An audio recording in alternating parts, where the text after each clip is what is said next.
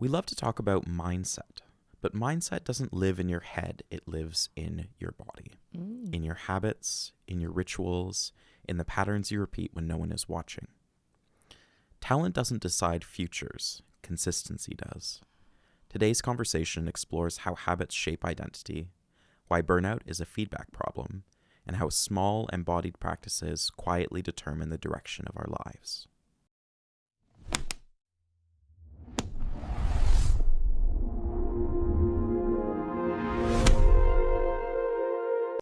Welcome back to Loop Season 1. I'm your host, Josh Thompson-Prasad, co-founder of WorkSelf.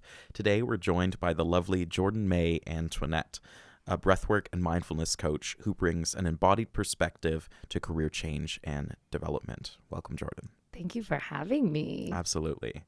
In the last episode, we talked about why skills alone aren't enough. Today, we're going deeper into repetition, nervous systems, and why lasting career change starts with what you practice daily. So, opening question for you here, Jordan. What does self-trust look like in somebody's nervous system? I think self-trust is something that's just like deeply innate in the nervous system, in a way of like, sometimes your head might not be in the right game, but you deeply innately know what to do, how to show up. It's less thought out, more organic and authentic. Mm-hmm.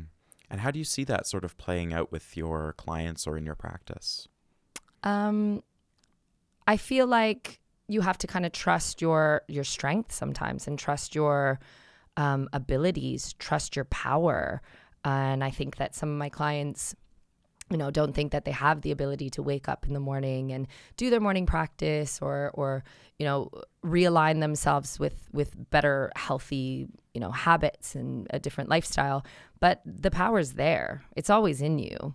You just have to kind of trust it. So I think it exists in allowing their innate abilities to show up without overthinking it. Yeah. And how do you identify what your power is? I think you identify what your power is through just action, like through doing things. And sometimes you don't even realize that you've tapped into your power, your strength, or your clarity. And then you're like, damn, I just did that thing with power, strength, and clarity. Look at me go. Yeah. How was it for you to kind of come into this space as a breathwork coach? I think it was, I feel like I had, this is going to sound kind of cheese balls, but like an awakening. Like I feel like my late teens, early 20s, I don't even know what planet I was on. I think I was just still like, evolving and adapting and figuring my life out and figuring out who I was. And then when I started to study the stuff that I work with now deeper, I like woke up. Like there was just this like sense of being in the world differently. So yeah. And do you see that same shift in your clients, or do you think it feels very individual to each one? Yeah, I don't think I'll be able to ever feel it for them. Yeah. Or for someone. Like I think it's like that's something you experience. That's something that this person experienced. It's so personal and spiritual. And as we're talking about sort of transformation, identity evolution, and kind of going back to this skills point, with AI disruption, obviously, skills have kind of changed or evolved from something that I have to practice and work at for hours and hours a day to something I can access at the touch of a button. Have you seen with any of your clients this challenge of redefinition or evolution of identity in their career? Yeah, I feel like people will start to kind of question their skills. And I think as you know, younger clients that I work with are like, oh, I don't need to learn that. I don't need to know that. I can like, sometimes I'll have clients where I'm like, okay, like I'm going to teach you a couple techniques that might calm your nervous system down. And they're like, oh, well, I have an app for that. And I'm like, yes, but what if your phone died? What if you're like on the plane and you're feeling nervous flying and you need to calm yourself down? Then what? Who's going to do it for you? So I feel like there is this this kind of, I don't know, I guess, relationship between people and the skills that they know they have and they hone in on, and then the skills that they just allow AI to do for them, I guess. Yeah. Well, and it sounds like that taking care of yourself part is a really core skill set for you that you place a lot of value in. Oh yeah, 100%. I think it's like how, like every day innately within yourself, how do you feel? Checking in with that, understanding what your just natural strengths are, where you feel connected and where you feel disconnected, and then like working with that. And then obviously all the AI stuff comes in and maybe amplifies it for you. But you know, without us, there is no AI. Without our power every day, without our prompts, you know, Yeah, nothing happens. Does that make sense? Is that true? Yeah. Is that real? And so we're talking a little bit about identity and about moving through evolution, transformation. You work with a lot of clients who are undergoing some amount of transformation. Why does transformation fail, or why do habits fail? I think habits fail because they aren't looked at as habits, or they're not grown to be natural habits in their lives. They look at goals. Maybe they have a conditioning. They have someone that's, you know, a parent or a colleague or whatever, a boss that has told them like, you have to set the goals and you have to reach those goals. And then that just becomes stressful and overwhelming. So I think it isn't habits that people are focusing on. It's these goals, and the goals can be quite overwhelming and harder to reach. And what do you do in your practice to help people navigate that situation? I try to influence in a nice, gentle way, little things that they can do every day that can start to kind of like plant seeds in their habits. Yeah. So it's like that little thing, like, what are you doing as soon as you wake up? What are you doing before you go to bed?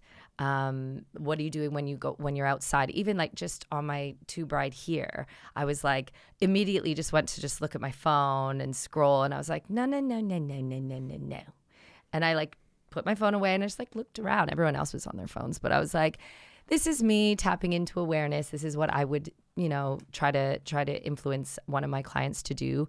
So it's like these little mini things. Let's think like little seeds that we're planting to grow a beautiful flower or plant. Yeah, and what happens when that goes wrong? So thinking about, I think a lot of people undergoing transformation right now maybe are feeling misaligned or burned out. What does that look like in reality? Like what does burnout look like in someone? I feel like it's just when you don't have any more energy in those reserve packs. I feel like sometimes people just go, and they're like, don't worry, I still got these like excess reserve packs. I don't know why I always think it's like they're like to my side. Like I'm like some sort of video game character and I'm like, reserve packs out. But like, I feel like when you reach a point where you're like, you've used all of your energy up and then you've also used your reserve packs, it's your body being like, stop, hit reset. Yeah. And how do we tap into that awareness to kind of unlock some of that deeper insight about our bodies? I think, again, it's like a daily habit of like checking in with yourself, understanding where your energy's at, because every day is so different. And if you're pushing yourself really, really hard when you know you're like low battery, what's going to happen? So it's about understanding where you're at every single day, sometimes a few times during the day, and be like, okay, where am I at? If you have like this big project you're working on and you're trying to push through like at 6 p.m. and you're at like 3% or like low battery power mode, you know, when you're in like yellow mode on your phone and you're like, I got a little bit left. It's like, that's not probably the best time to be productive. So it's like utilizing your awareness, I guess.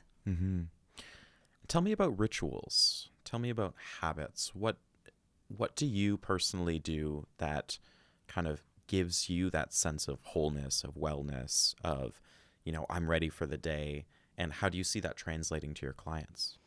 Well, I run an online studio, and it started during lockdown where I was like, okay, I don't have a studio to go to anymore. And I would always do like my morning class at a local studio and then do my day. And during lockdown, I was like, I don't have a studio to go to. So I now have to do this at home. And then I started waking up every morning, but then I caught myself like some mornings being like, oh, but the duvet is so nice. The duvet is really duveting right now. Yes. And I wouldn't get up, and then I'd feel less connected to myself, and I'd feel a little bit foggier. I'd feel a little bit more sluggish. So I was like, okay, I'm going to now create morning classes that I'm going to invite people to join, and then they will be my accountability partners and I'll be theirs.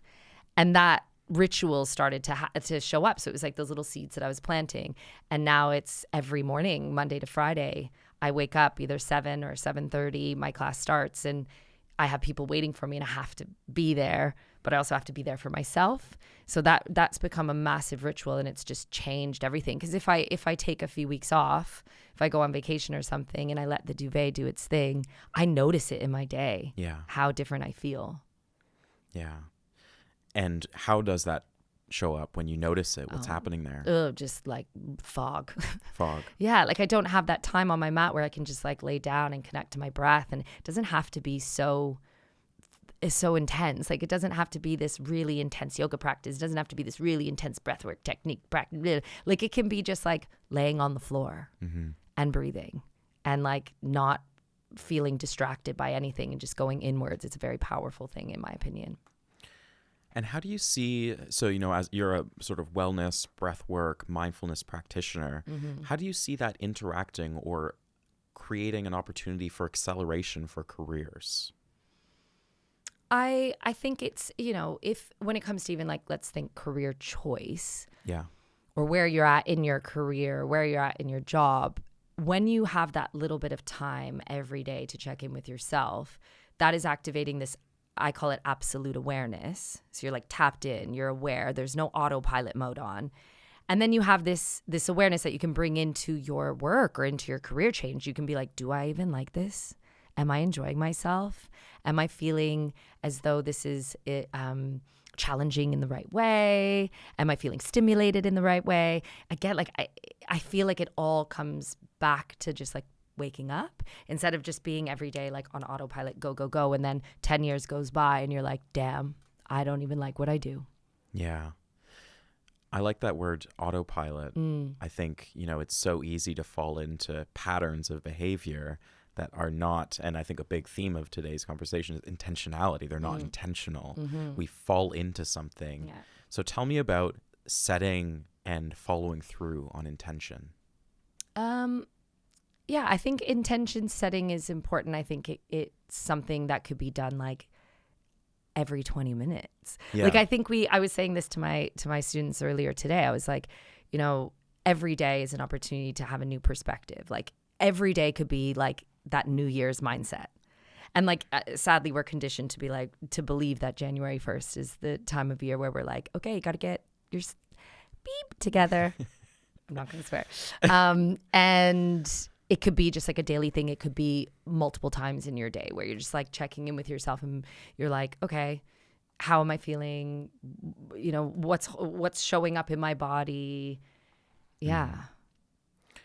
And what should I do? Let's say I do that check-in with myself. Yeah. And what should I do if I find that I'm, feeling uncertain or foggy or confused or, challenged in a certain way? Because I think a lot of people who might be listening now are going through a period of transition where that might be true for them. Yeah. What support should they seek out when they feel those emotions coming up? I think like recognizing, there's this acronym that I work with a lot, RAIN, and it's like recognize, accept, investigate, and nurture.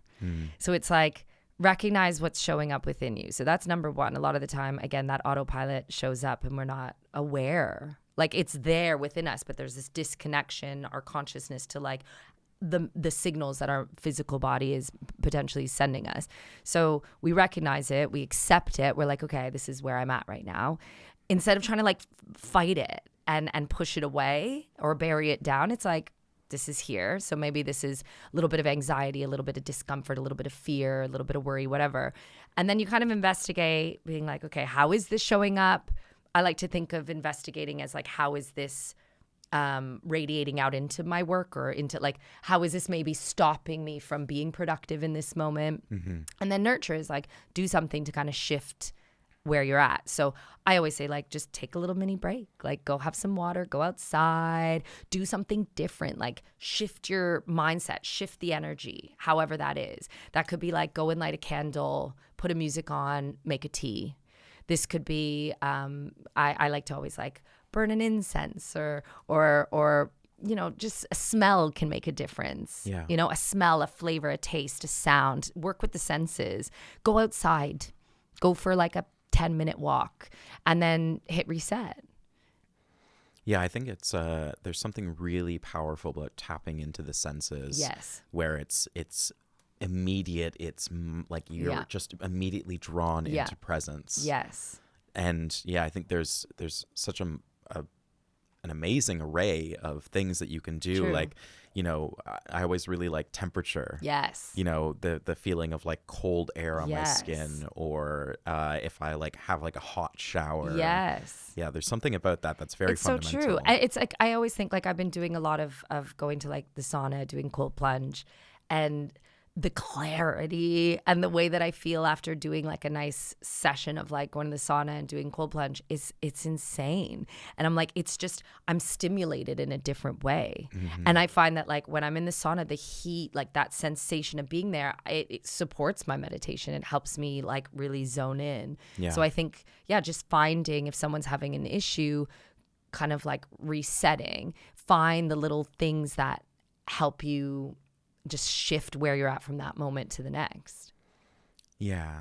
And, you know, we have an audience of high performers, people who are in industries that are changing a lot right now, who are probably feeling challenged in their identity, in their role. What's one sort of parting piece of advice that you would give people who are in this high performance bracket, but who are feeling squeezed by the way that, I guess, society is moving and the disruption that's taking place? Rest. It's always going to be my answer. It's like, rest, chill, take time off, take days off. I saw this artist was saying the other day, I saw it somewhere online. He was like, Mondays is my day to not let anyone come through. So like his team doesn't connect to him. It could be family, friends, or just him by himself. And he just takes that day to like just be with himself. And I think that is so important. I think high performers don't give themselves enough rest, enough time to even like think about what they've already done. That's a big thing as well. It's like, have you even looked at what you've accomplished so far? Yeah. Maybe a bit of gratitude for yourself or for your team or who's around you, being like, wow, we did this. And then kind of moving forward versus just being like, you know, full force, go, go, go all the time. Yeah. There's something about that taking time and taking space that can, sounds like, really infuse meaning and I think just sustainability and consistency into the process. Yeah, I like to call it holding space for yourself. Yeah. It's like, do you hold space for yourself? Do you ever take a moment to be like, wow, okay, I did well, or like I failed and that's okay because failure is a part of success. I think that's a perfect place to end it for today. Thank you so much, Jordan. Thank you for having me. Absolutely. Well, I think the good news is that as it relates to patterns, as it relates to behavior, as it relates to rituals, you can redesign them at any time. You can take what you've learned from here and be a new person, reinvent yourself, and find a way to move forward. So next episode is for the high performers who look successful on paper, but maybe feel lost underneath it all. Till then, stay well and keep closing your loops.